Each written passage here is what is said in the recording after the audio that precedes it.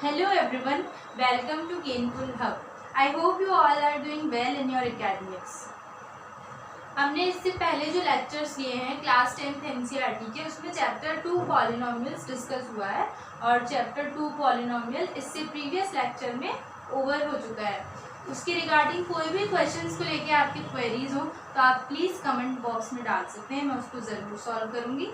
और अब हम स्टार्ट कर रहे हैं चैप्टर नंबर 8 जो एनसीईआरटी का है, that is introduction to trigonometry.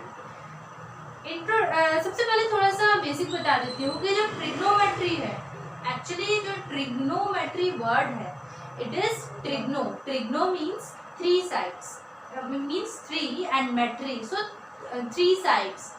It is actually from the Greek word, it is taken from the Greek word. तो उस पर मत जाइए, बट इतना ध्यान रखिए कि ट्रिग्नो मतलब तीन, मेट्री मतलब साइड्स. तो ट्रिग्नोमेट्री जो होता है उसमें आप तीन साइड्स का को रिलेशन पढ़ते हैं. मतलब आपके पास एक ट्राइंगल बन जाता है, तीन साइड्स होती हैं, उसमें कुछ एंगल्स बन जाते हैं और उससे आप बहुत सारी चीज़ें निकाल सकते हैं. आप डेली अगर एप्लीकेशन देखें तो मान लीजिए कोई भी कोई अ बॉय और girl who is sitting on the top of any floor and किसी बिल्डिंग के ऊपर है, मान लीजिए तीसरे चौथे फ्लोर से कोई बच्ची या कोई भी पर्सन देख रहा है नीचे की तरफ, ठीक है. और हमको ये पता लगाना है कि जो वो बिल्डिंग है, ठीक है, उस बिल्डिंग का वो जिस जगह भी देख रहा है, मान लीजिए कोई पार्क है थोड़ी दूर पर, उस पार्क में वो किसी ऑब्जेक्ट को देख रहा है, तो उस ऑब्जेक्ट का उसकी बिल्डिंग से जो डिस्टेंस है वो हमें पता रहेगा बेस से. मतलब ये चीज़ जो है, ये पार्क हो गया, ग्राउंड, और ये बिल्डिंग हो गई, बिल्डिंग का बेस हो गया. अब वो बच्चा जो है वो बिल्डिंग के 4th फ्लोर पे खड़ा है, उसकी आईसाइट जो है वो यूँ जा रही है, ठीक है. तो हमारे पास अगर आप उसको को रिलेट करने की कोशिश करो तो बच्चा यहाँ पर खड़ा है, ये उसकी बिल्डिंग का बेस है और ये पार्क का ऑब्जेक्ट है, तो बन रहा है ना ट्राइंगल. तो इस तरीके से ट्रिग्नोमेट्रिक एप्लीकेशंस काम आती हैं. यानी कि हमको ये पता लगाना है कि बच्चा जो इस ऑब्जेक्ट को देख रहा है, तो इसकी आईसाइट जो आईज है उससे ये जो ऑब्जेक्ट है उसकी दूरी कितनी है. बिल्डिंग की जो नीचे का पोर्शन है, जो उसकी बिल्डिंग का बेस है, उससे तो इस ऑब्जेक्ट की दूरी कुछ और होगी, और ये बच्चा जो देख रहा है उसकी दूरी कुछ और होगी, और प्लस ये जिस 4th फ्लोर पे है तो उसका जो ग्राउंड है उससे भी जो हाइट होगा कुछ और होगा, ठीक है. तो ऐसे हमारे काम आती है ट्रिग्नोमेट्री. ये तो एक बहुत बेसिक चीज़ हो गई. आगे इंजीनियरिंग पर्पस से भी बहुत ज़्यादा काम आती है ट्रिग्नोमेट्री. जैसे हमको कोई बिल्डिंग की डिज़ाइन करनी है और उस बिल्डिंग डिज़ाइनिंग में हमको कोई पिलर्स खड़े करने हैं और ये देखना है, स्टेयर्स लेनी है जो इंटीरियर डिज़ाइनर्स करते हैं, तो फिर उसको जो इंजीनियर्स होते हैं, बेसिकली सिविल इंजीनियर्स करते हैं, तो वहाँ पर ट्रिग्नोमेट्री काम आती है. हर जगह काम आती है, टेक्निकल में ज़्यादा काम आती है, even day to day life में भी ट्रिग्नोमेट्री काम आती है.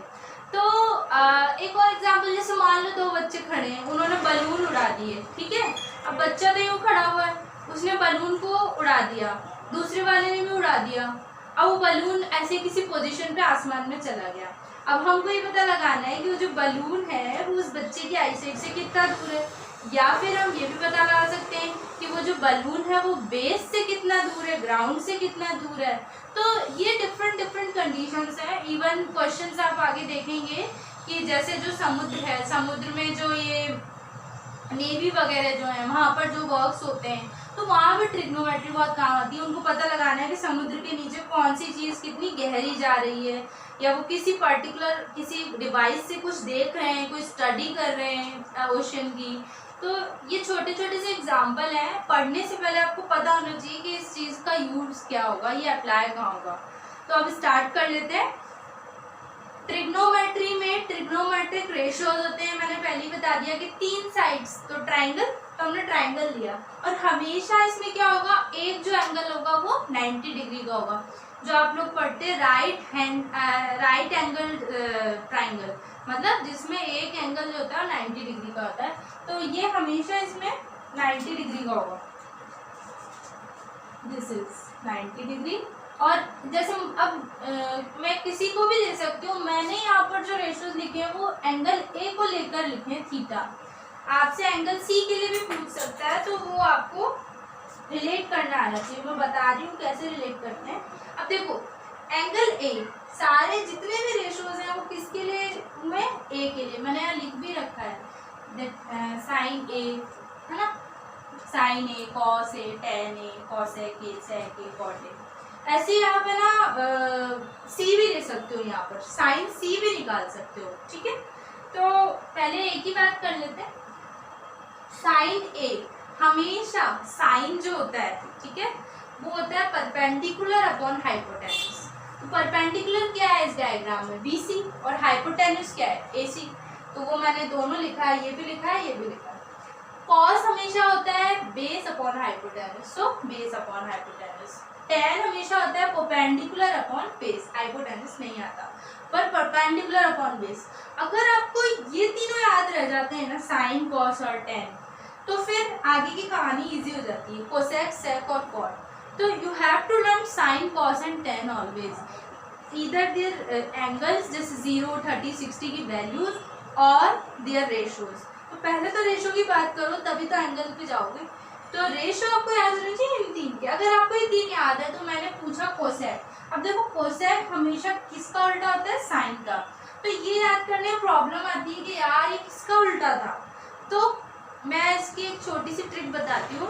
जैसे कोसेक है, तो कोसेक में से को हटा दो, को हटा दो, तो को हटा हुआ यहाँ कौन सा है, साइन, क्योंकि टेन की तो बात ही नहीं कर रहे हो। इसमें से देखो तो इसमें तो को लगा है, तो कोसेक में बिना को वाला आएगा, ऐसे इसको याद रखो, तो साइन आएगा। इसलिए कोसेक किसका इन्वर्स हो गया, साइन का। अब कोसेक अगर याद है कि साइन का इन्वर्स है, तो सेक तो याद है। अब देखो सेक में को नहीं आ रहा, तो को लगा दो, तो को लगा दिया, तो कॉस का इन्वर्स हो गया। ये एक ट्रिक है इसको याद करने की। अब ये इन्वर्स हो गया तो इसका उल्टा कर दो, hypotenuse upon perpendicular, hypotenuse upon base. और टेन जो कॉट जो होता है वो टेन का उल्टा होता है, तो बेस अपॉन परपेंडिकुलर, ठीक है। एक बात और होती है इसमें, क्या कि परपेंडिकुलर बेस परपेंडिकुलर, पर पी बी पी, और hypotenuse hypotenuse H H B. तो इसको ऐसे भी याद रख सकते हो, P B P H H B. अब जो पी एच है ये किसका है, साइन का, ये किसका है, कॉस का, और ये है टेन का। तो ये भी लर्न करने की ट्रिक है छोटी सी। अगर ये याद रह जाता है तो आगे के रेशोज तो याद ही रह जाएंगे, ठीक है ना। और साइन हटा दो, को साइन कोसेक आ रहा है तो को हटा दो, तो साइन आ गया। और सेक है तो उसमें से को लगा दो, ये बता दिया मैंने।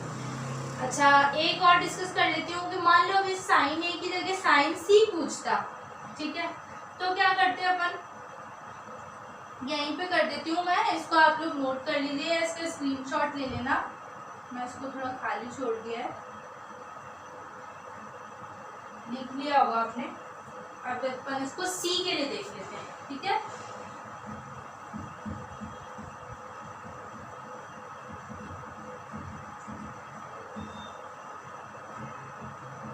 देखो सी के लिए क्या होगा,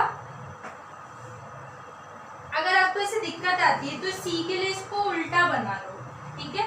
तो मैं इसको ऐसे बना देती हूँ,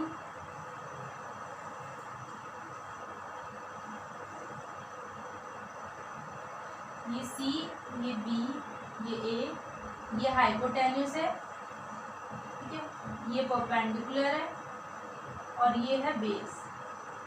और हमसे किसके बारे में पूछ रहे हैं, एंगल सी के बारे में पूछ रहे हैं। अब की बात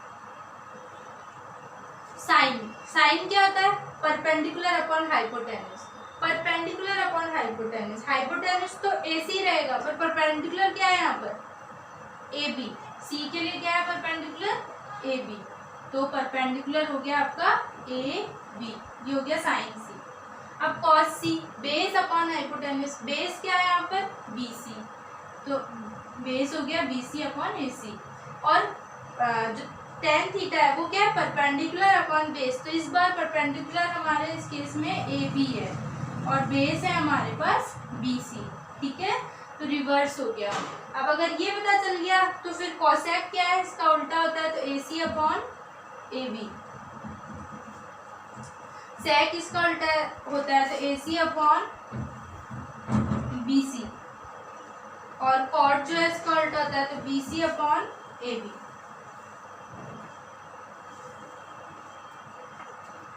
तो ये तो हो गई रेशोज कैसे सेट किए जाते हैं उसकी बात। अब एक एग्जांपल ले रही हूँ मैं NCERT का एग्जांपल नंबर 1, और उसके बाद हम बाकी जो चीज़ें हैं वो नेक्स्ट लेक्चर में देखेंगे। तो ये हमने एग्जांपल 1 लिया है जिसमें बोल रहा है कि tan A जो है वो 4/3 है, फाइंड अदर रेशोज, बाकी सारे रेशोज आपको निकालने हैं। तो मैंने सबसे पहला काम किया, ट्राइंगल बनाया, ट्राइंगल बनाओ। अब आपसे क्या बोल रहा है, ए लेना है, थीटा एंगल क्या है, ए लेना है, तो मैंने ए यहाँ लिया। डायग्राम्स बनाते टाइम जब आप पे डिपेंड करता है आप इजी उसको कैसे बनाते हैं, तो इजीली ऐसे उसको मेंटेन करिए। अब tan क्या होता है भाई, tan होता है परपेंडिकुलर अपॉन बेस, ये हमको याद है। तो परपेंडिकुलर क्या हो गया इसमें, ये चीज़, और बेस क्या हो गया, ठीक है। तो इसको करने का तरीका, क्योंकि 10th class is the board class, तो बिल्कुल स्टेप बाय स्टेप करिए चीज़ों को, लिखिए given, then you have to write AB, है ना, और AB क्या है यहाँ पर, बेस है जो कि है 3, and BC is what, it is perpendicular, so you have to write perpendicular is equals to 4. Next is AC, so AC is not available, we have to find AC. Now comes Pythagoras theorem, जो आपने पहले भी क्लासों में पढ़ी होगी। तो जो पाइथागोरस थ्योरम होती है वो क्या होती है, अगर किसी को नहीं रिकॉल हो रहा हो तो मैं एक बार अच्छे से एक्सप्लेन कर देती हूँ। That Pythagoras theorem is what, hypotenuse का स्क्वायर, हाइपोटेन्यूज का square is equals to perpendicular square,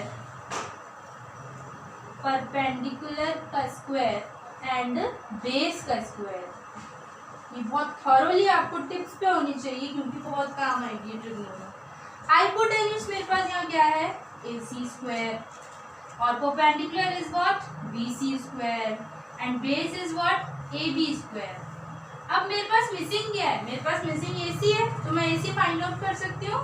तो AC के लिए मैंने लिखा as it is AC square, BC के लिए हमने लिखा 4 स्क्वायर, और AB के लिए लिखा हमने 3 स्क्वायर। 4 का स्क्वायर होता है 16, 3 का होता है 9, that is 25। Okay, now AC, अब देखो AC में से स्क्वायर को इस तरफ ले गए तो रूट हो जाता है, जब भी स्क्वायर एक तरफ से दूसरी तरफ जाएगा तो वो रूट बन जाएगा। 25 का रूट क्या होता है, 5 होता है। तो हमारे पास जो AC आ गया निकल के वो आ गया 5, ठीक है। तो इसको आप लोग नोट कर लीजिए। आगे का काम करते हैं, हमें रेशोज बताने। अब हमारे पास सारी चीज़ें अवेलेबल हैं, तो हम कैसे करेंगे, मैं इसको इरेज कर रही हूँ।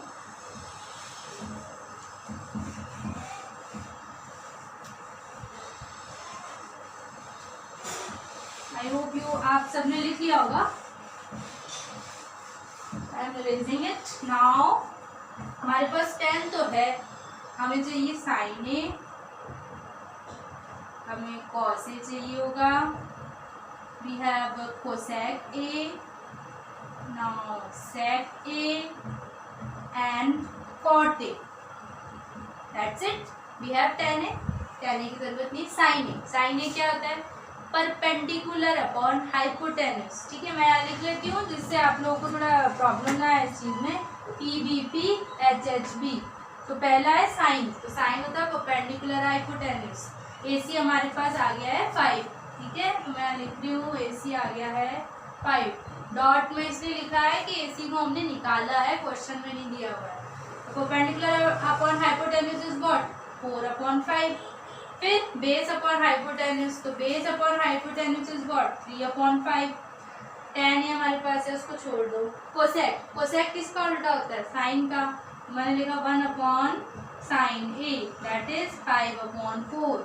सेक ए, कॉस का उल्टा होता है, तो 5/3, और जो कॉट होता है वो रिवर्स होता है tan का, सो 5/4। तो सारे रेशोज हमारे पास आ चुके हैं। And the question is solve now. अब मैं आपको ये सजेस्ट करूँगी कि जो एक्सरसाइज है आपकी फर्स्ट एक्सरसाइज 8.1, उसमें आप क्वेश्चन नंबर 1, क्वेश्चन नंबर 3 और क्वेश्चन नंबर 5 को सॉल्व करिए। बाकी क्वेश्चंस के लिए मैं और एग्जांपल्स आगे के लेक्चर्स में डिस्कस करूँगी, तो स्टेप बाय स्टेप करते जाइएगा। अभी आपको question number 1 you have to solve in your homework actually, question number 1, question number 3 and question number 5 of exercise 8.1. Till then, thank you for watching my video. Please like, share and subscribe my channel, and don't forget to press the bell icon. Thank you so much.